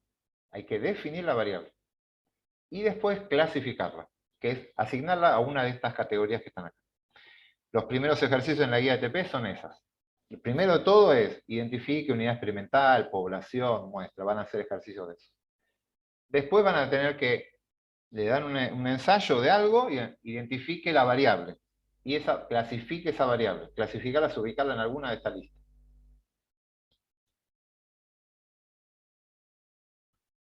Bien, entonces, vamos a empezar con la estadística descriptiva. Vamos a ver cómo calcular tablas de frecuencias, gráficos y estadísticos. Vamos a empezar con las tablas. Esta también está en el video, cómo calcular la tabla de frecuencias por una variable cualitativa, así que la voy a pasar, la de la discreta también, y voy a ir a un ejemplo que está acá para retomar todo esto. Vamos a ver este ejemplo. Está más adelante en el PDF. Esto es un muestreo de artrópodos. Hay varios trabajos que usan a los artrópodos como indicadores biológicos de calidad del ambiente. Si hay problemas en el ambiente, los ensambles de artrópodos suelen modificarse, aparecen más de uno y desaparecen otros. Son indicadores de las condiciones del ambiente. Entonces, vamos a suponer que estamos trabajando en eso. Puse una trampa de artrópodos en un lugar y capturé todos estos. Saqué todos estos de mi trampa de artrópodos. Lo puse ahí. Ahí están los individuos tal como vienen. Lo primero que tengo que hacer, para entender un poco cómo está el ensamble, cómo está constituido, cuáles especies hay y demás, tengo que ordenar esa información. Así que, recuerden, mi variable es cuál es la especie. Y yo igual ahora lo ordené para no meterme en especie, lo puse a nivel de orden. Pero tengo esta tabla. Acá está la variable. La variable con la que estoy estudiando es la especie. O sea, agarro este individuo y le registro cuál es su especie. Cuál es su orden en realidad. Este es un coleóptero. Este es un himenóptero y así, ortóptero y demás. Son todos los órdenes de artrópodos que en zoología van a ir viendo y si hacen artrópodos lo van a ver mejor. Entonces, esta información que está acá está representada en esta tabla de acá, pero de una forma más fácil de acceder. Si yo miro esto, si yo miro esta imagen, lo primero que vemos es, mirá todas las mariposas que hay. Hay muchos lepidópteros, que son las mariposas. Porque es lo primero que veo, son los más coloridos y son más grandes. Pero sin embargo, cuando vengo a mirar acá, empiezo a ver que las frecuencias, lo más común son los himenópteros, que son las abejas y las hormigas. Acá están representadas por las hormigas. Hay 15 unidades experimentales clasificadas como himenópteros, que constituyen el 36% de la muestra. Y ahí vemos rápidamente que lo que domina en cantidad de individuos son las hormigas, y no tanto las mariposas y demás. Bien, ese es el objetivo de esta tabla. En el video les muestro cómo construir, qué es una frecuencia absoluta, qué es una frecuencia relativa, cómo se calcula, y cómo lo multiplico por 100 y se transforma en porcentaje. Acá está el total de la muestra, 41 individuos, y acá están las proporciones, y acá están los porcentajes. Esta misma información que estamos viendo como una tabla de frecuencia, la puedo pasar a un gráfico. Es la misma información, pero de una sola de las columnas. En el gráfico es más visual, se ve más rápido, pero no puedo graficar todas las columnas. Solo puedo graficar una. Entonces, ¿cómo se hace? Todo lo que está en esta primera columna, que es la variable, que es el orden, va como eje X. Está acá. Y voy a hacer barritas, y la altura de la barra va a ser proporcional a la frecuencia que estoy estudiando. En este caso es la frecuencia absoluta. Y ahí de vuelta veo que Hymenoptera pega el salto y tiene la mayor cantidad de individuos. Se ve rápidamente que es un ensamble dominado por himenópteros. En cantidad de individuos, no en biomasa. Si mido biomasa es otra cosa. Pero en cantidad de individuos, sí. Y después sigue el lepidóptero, y después siguen casi todos, y el último es Odonato. Rápidamente con este diagrama de barras lo veo.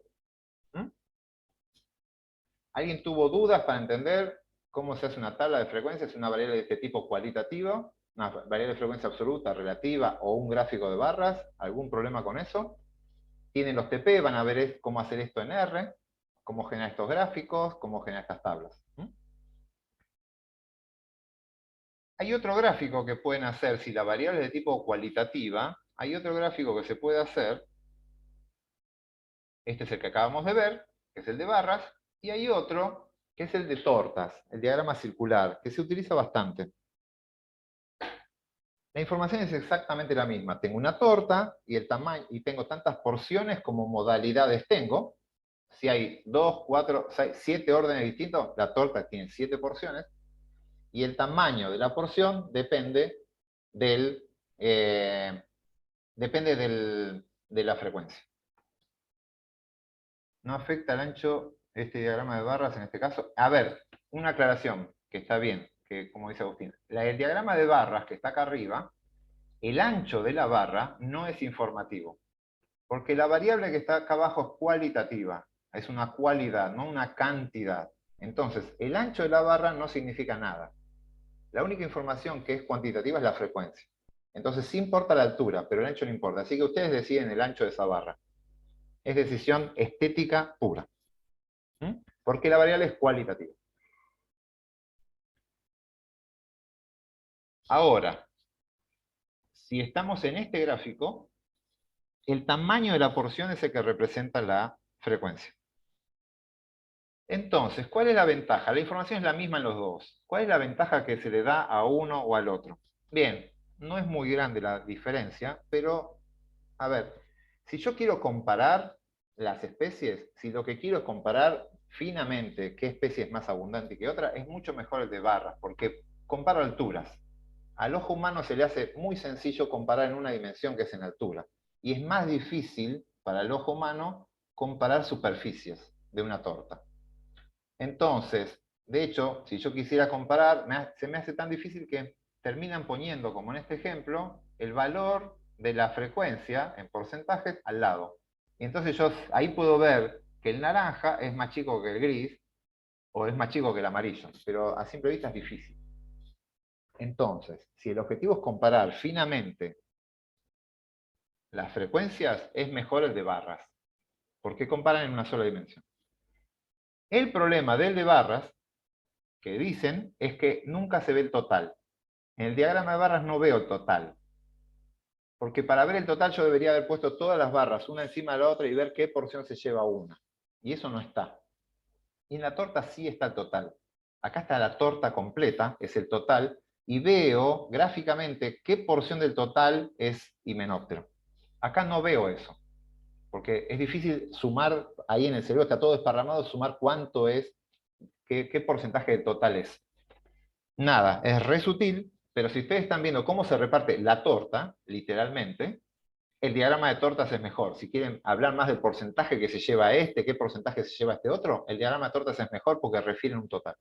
Y si están comparando frecuencias, es mejor el de barras. Nada, sugerencias, los dos son válidos. Una aclaración. Si la variable es cualitativa pero ordinal, revisen el video, la ordinal es la que se puede ordenar. Si acá fuera nivel de dolor, chico, mediano, mediano grande, grande, muy grande, súper grande, acá lo puedo ordenar y ponerlos de menor a mayor en este gráfico. Perfectamente lo puedo hacer para un ordinal, pero acá no. No puedo ordenar dentro de una torta. ¿Por qué? Porque el primero se me toca con el último. Entonces me va a quedar pegado el súper alto con el nada. Y eso no tiene sentido para una variable que se ordena. No es circular. Entonces, esto es el gráfico de tortas solamente para variables nominales. ¿Estamos?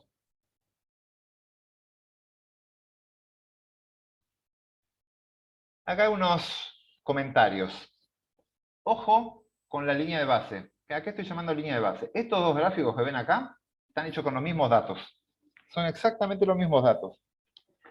Esto era, creo que era, no me acuerdo ahora de este ejemplo que era, frecuencia absoluta pero por género, femenino y masculino. Pero fíjense, este está cortado en 144.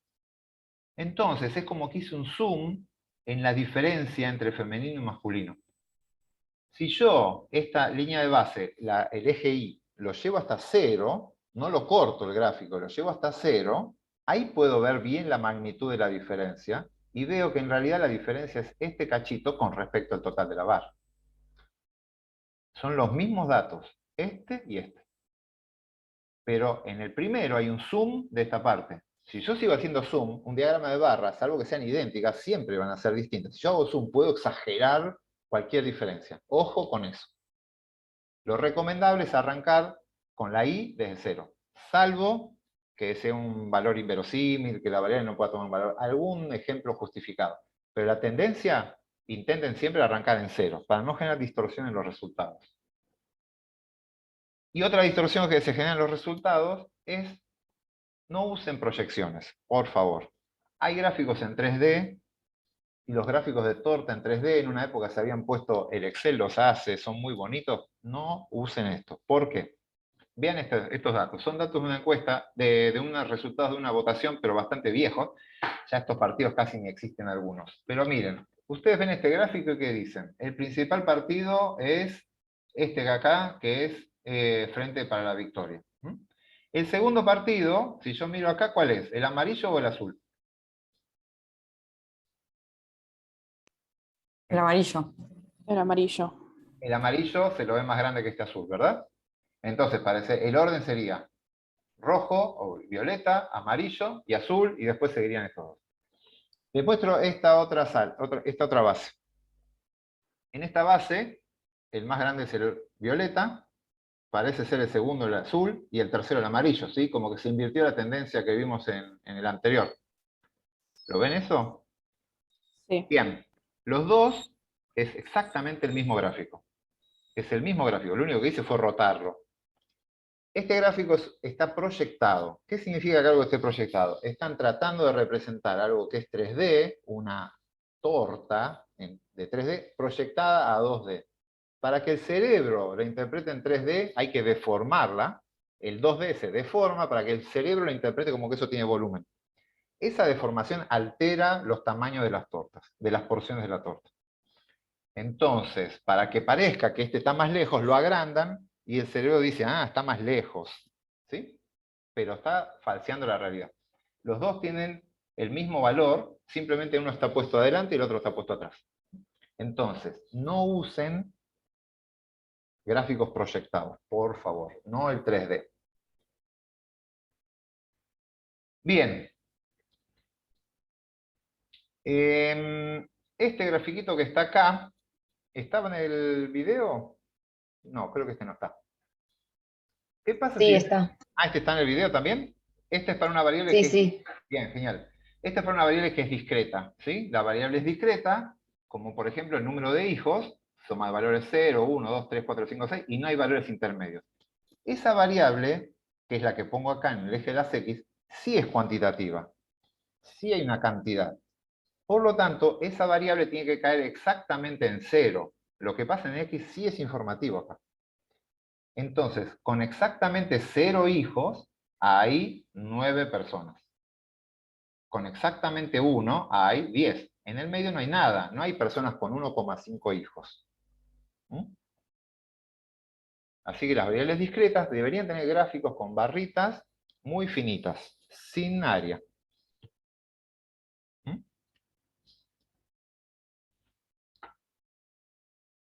Bien, este también es un diagrama de barras, pero para variables discretas. Y por último, tenemos los gráficos para variables cuantitativas o para datos agrupados. Si tengo datos agrupados en intervalos, esto también está en el video, tengo que generar ya en una variable que es continua, algo que está explicando en el video, pero una de las características de las variables continuas es que si yo estoy midiendo, por ejemplo, peso de los ratones, hay infinitos valores posibles que puede tomar la variable. Porque si yo agrego infinitos decimales, voy a tener infinitos valores posibles de la variable. Y otra, ¿eso qué genera? Que no haya dos unidades experimentales que tomen exactamente el mismo valor. No puedo tener dos ratones que pesen exactamente lo mismo. Con infinitos decimales se van a separar. Eso hace que sea imposible hacer una tabla de frecuencias, porque las frecuencias, ¿cuántas veces se repite el valor de la variable? Si yo ya estoy diciendo que las variables no se repiten, no puedo calcular frecuencias. Entonces lo que hago son intervalos. Y digo, entre 17,5 y 18 gramos, límite inferior y límite superior, tengo 2 ratones, lo cual representa el 1,3% de la muestra. Entre 20 y 20,5 tengo 39, lo cual representa el 26% de la muestra. Y así voy interpretando esto. Con eso genero el histograma, que es el que está acá. Este diagrama de barras para una variable continua es un histograma. A ver, yo puedo anotar acá. Sí. Entonces, genero estos intervalitos, y dentro de ese intervalo, yo sé que entre 17,5 y 18, entre 17,5 y 18 tengo 2 individuos. Tengo 2 individuos. ¿En qué punto de 17,5 y el 18? Este es el 18. ¿En qué punto están esos 2 individuos? No lo sé. Esa información la perdí. Hay 2 ratones cuyo peso está entre 17,5 y 18, en algún punto de ese rango. Yo no lo sé. Como no lo sé, lo que voy a asumir es que dentro de este rango, dentro de todo el rango, en cualquier lugar hay una altura de 2. Toda la barra mide 2. Y así con cualquiera. Entre 19 y 19,5 y 20 tengo esta cantidad de individuos que debe ser 30. Entre 19,5 y 20 tengo 30.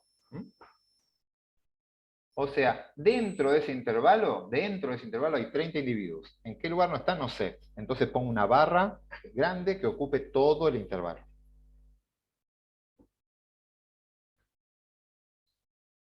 ¿Estamos? Y así construyen esto.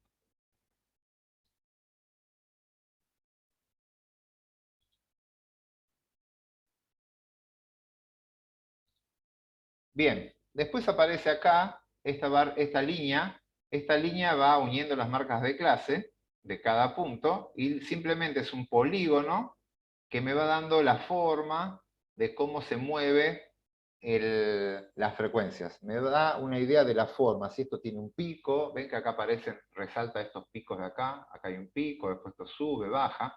Me va dando una idea de la forma de la distribución de las frecuencias. Es simplemente un polígono para resaltar si hay picos, valles y demás. Van a ir viendo cómo construir esto en el TP. Lo que quiero que vean de esto es lo siguiente. Cuando hacen esos histogramas, que son estos diagramas de barras para variables continuas, hay un punto que sí tienen que tomar una decisión ustedes, y creo que esto no está en el video. Acá, por defecto, yo trabajé haciendo 10 intervalitos. Yo decidí hacer 10 intervalos, pero tranquilamente podía haber decidido trabajar con 20 intervalos, no con 10. Trabajar con 20 intervalos. Si trabajo con 20 intervalos, genera este gráfico. Los mismos datos generan este gráfico. Cuando veo este gráfico, veo que está resaltada esta caída acá, este valle está resaltado, y después hay otro valle acá, y hay otro valle acá. Ahora, esos valles representan un proceso biológico. ¿No hay ratones? Es imposible que los ratones tomen valores entre 18 y 18,25. ¿Es un valor que está prohibido para los ratones? ¿O es un problema aleatorio que en mi muestra no cayó ninguno ahí? Lo mismo acá, ¿este es un valor prohibido para los ratones o es un proceso aleatorio? Claramente pinta que es un proceso aleatorio, que me pareció un 0 porque tenía un tamaño de muestra chico. Y es chico para esa cantidad de intervalos. Es decir, generé muchos intervalos y no tengo suficientes datos para respaldar cada una de esas barritas de ahí, y me generó un valle en un lugar por azar. Entonces es como que ese gráfico tiene más rugosidades que el proceso biológico que estoy estudiando. Entonces, ahí hay más intervalos de lo que podría bancar mis datos. Y por el contrario, si achico mucho eso, aparece esto. Son los mismos datos, pero hice 5 intervalos nada más. ¿Ven? Son rangos mucho más grandes.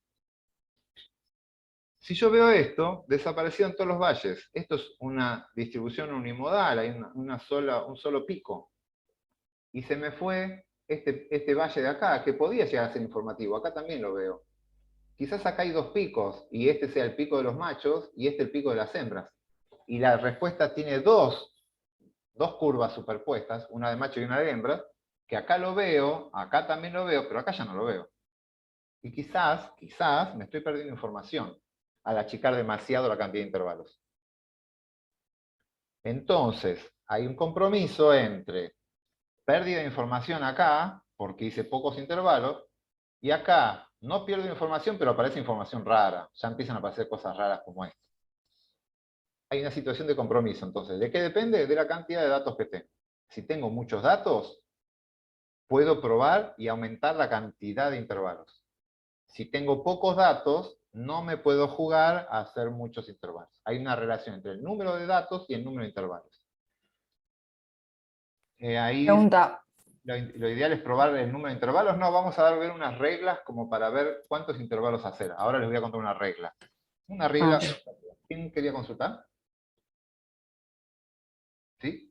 Yo, pero era lo mismo. Bien. Entonces, ¿qué hacemos? Vamos a dar unas reglas orientativas. Esto es orientativo. Cada uno de ustedes después sabrá si quiere modificar esa regla o no. Si no tiene idea, usan esta regla. La regla es la siguiente. La más utilizada de las reglas es esta de acá. La raíz de n. El número de intervalos, ¿cómo lo calculo? Con la raíz de n. Yo le dije que hay una relación con el tamaño de la muestra. Esta es la relación que encontraron que funciona bastante bien. Entonces, de esto dicen, bueno, yo tengo 49 datos, que sería fácil, hago la raíz, me da 7, la raíz es 7, listo. Si tengo 49 datos, hago 7 intervalos. Y con eso no voy a tener problemas. Si hay un valle, va a ser bastante creíble. Y no me voy a perder demasiada información. El tema es que esta regla no funciona de todo bien. Miren lo siguiente. Acá hay un ejemplo. Si yo tengo 100 datos, una muestra tamaño 100, el método propone trabajar con una raíz de n de 10, o sea, 10 intervalos. 100 datos, 10 intervalos. Bien, es manejable. Pero si tengo 1000 datos, propone 31 intervalos. Y si tengo 100.000, propone 300 intervalos. Si tengo 1.000.000, propone 1000. ¿Quién hace una tabla con 1000 categorías? ¿O quién hace un gráfico con 1000 barritas? Es demasiado. Se zarpa. Siempre sigue creciendo la cantidad de intervalos y no se acota, no llega a ninguna asíntota. Entonces, esta regla es buena. Esta regla funciona si tengo una cantidad acotada de datos. Menos de 100 funciona bien. Pero ya si tengo 1000 o más de 1000 datos, empiezo a tener problemas. Entonces, ahí aparece al rescate esta segunda regla, esta segunda fórmula, que es un tanto complicada y nunca encontré de cómo se generó, pero básicamente aplica el logaritmo de n. Y después lo multiplica por esto, son constantes, ¿sí? Pero se basa en el logaritmo de n. Y como ya habrán visto, el logaritmo lo que hace es una transformación de los datos que afecta mucho los valores grandes y no tanto los valores chicos. Entonces el logaritmo tiende a generar una cota. Es difícil crecer en escala logarítmica. Se crece muy lentamente. Se crece rápido al principio y después no tanto. Y eso es lo que termina pasando acá. Con 100 datos, esta técnica propone alrededor de 7, con 1000 alrededor de 10, con 100.000 17 y con 1.000.000 20. No se zarpa, no se pasa nunca. Así que con esa regla van a andar bien. Moraleja, para la materia, la mayoría de las bases de datos son de menos de 100.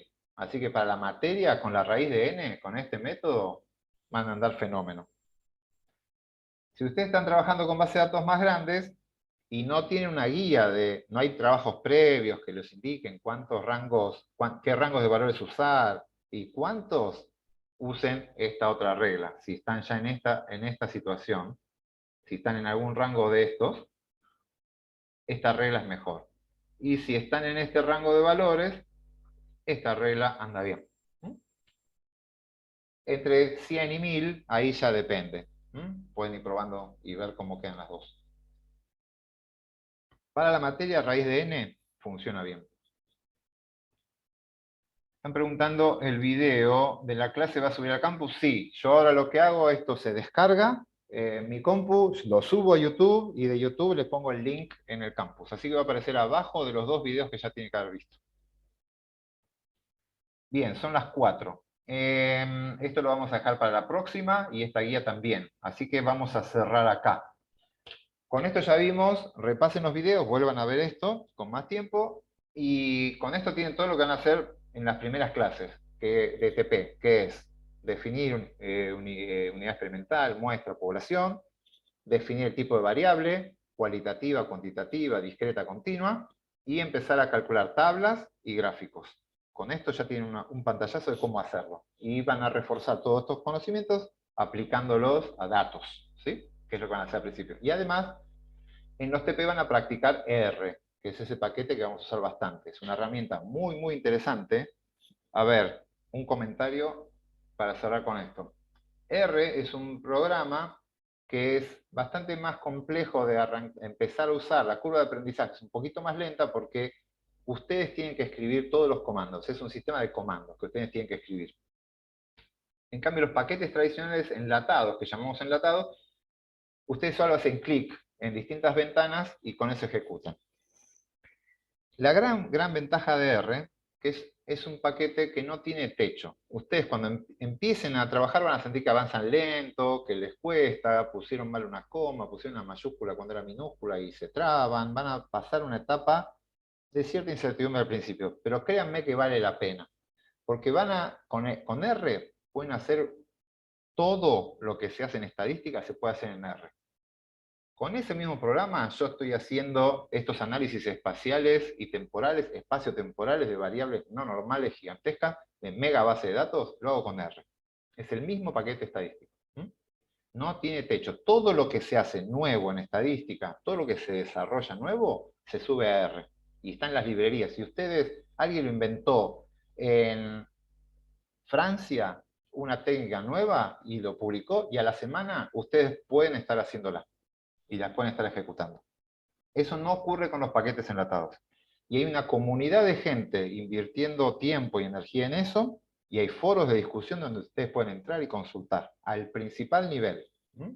Entonces, les abrimos la puerta a un mundo que es gigantesco, y que les va a servir para toda su carrera, salvo que aparezcan cosas que cambien eso, ¿no? Pero por eso decidimos pasarnos a R, lleva más tiempo. De hecho, va a distraer, parte de su energía va a estar puesta en entender R en vez de estadística, por lo cual eso me hacía frenar a mí la decisión de pasarnos a R, pero hubo un punto que ya decidimos hacerlo, y la verdad que anda muy bien, el aprendizaje va bien, los scripts que tienen van a ser muy buenos para que ustedes lo aprendan, así que nada, se van a llevar de la materia las primeras herramientas estadísticas y en los primeros manejos de R. Así que se llevan un paquete bastante interesante, de un combo interesante. Bueno, gente, voy a cortar la clase acá. Voy a dejar de grabar, así ya empiezo a descargar el video.